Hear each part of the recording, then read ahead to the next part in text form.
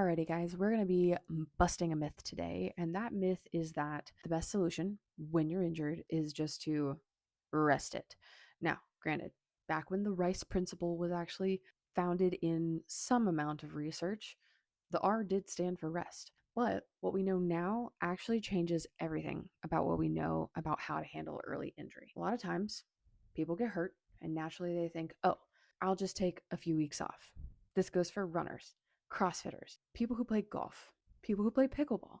It doesn't matter what your sport is, the natural inclination when you're injured is to take some time off. And while there are certain circumstances where taking a little bit of rest or easing off the movement is good for a brief amount of time, it is very important that we understand the actual repercussions of behaving this way. Typically, what we find is that somebody has some acute pain, they discontinue working, and the first thing that we start to notice that the body does is decrease in overall capacity. If you're used to training or playing your sport 3, 4, 5, 6 times a week, and all of a sudden you're not training at all, for every day that we're not training in some capacity, we're starting to lose tolerance and threshold to the types of activities that we're used to doing.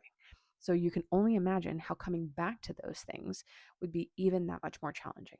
Number two, if we're just resting the injury, then 9 times out of 10, we're not addressing the actual root cause of the problem. While rest might make it feel a little bit better, if it was weakness or immobility or something else that actually caused the injury in the first place, just resting it isn't going to fix that. So then we fall into this pattern of irritate the issue, rest a little bit, feel a little bit better, go back, irritate the issue again.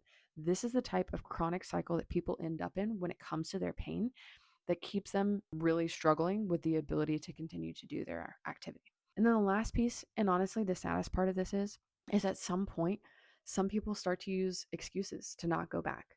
Well, maybe, I'm 40 now, maybe I just shouldn't be running anymore. Or I'm 60 now, and maybe this is my time to just not be on the golf course anymore. And none of that is actually true. We work with athletes every day who have built and continued to build their capacity over time, navigated injuries properly, continued training, continued running, continued lifting, and been able to maintain the capacity that they have. They've never let age be a limitation. You are not too old to continue to do the thing that you love most. So what I want you guys to understand is that the first thing you should go to when you're injured is not necessarily rest. It is seeking out the right type of assessment with the right type of professional, oftentimes a physical therapist, to help you figure out what it is that caused the injury in the first place, what type of limitation you have, train your way through and out of that limitation, and go right back to doing the thing that you enjoy without all of the negative side effects of taking a rest break. So next time you hurt yourself, just remember, seek the professional help. Don't just take a rest break.